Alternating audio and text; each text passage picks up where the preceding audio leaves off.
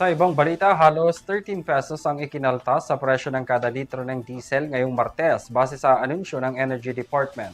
Pero ilang linggo na rin ang bawas. Sa kabila ng ilang linggong bawas presyo ng mga gasolina, hindi pa rin daw ito sapat ayon sa ilang transport group. Tunghayan ng balita ni Criza Lopez.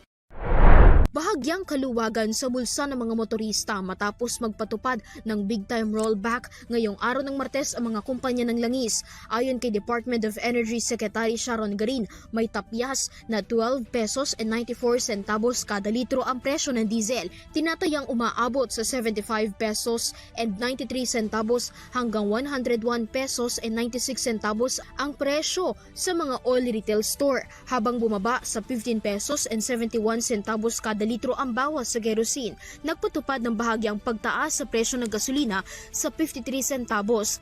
Ayon kay Modi Floranda, National President ng Grupong Piston, hindi pa rin sapat ang tapyas sa presyo ng mga produkto ng langis. Giit niya na kung susumahin, halos umabot na sa halos 200 pesos ang presyo ng kada litro ng mga langis.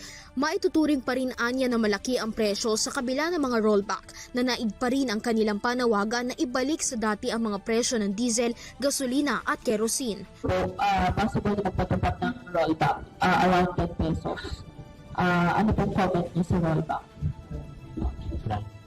Mas ang panawagan natin ay mas ibalik doon sa dating presyo na kung saan noong February, yung 55 sa presyo ng diesel at 57 naman sa presyo ng gasolina. Para sa Zero TV News, Criza Lopez, sumasaludo sa bawat Pilipino.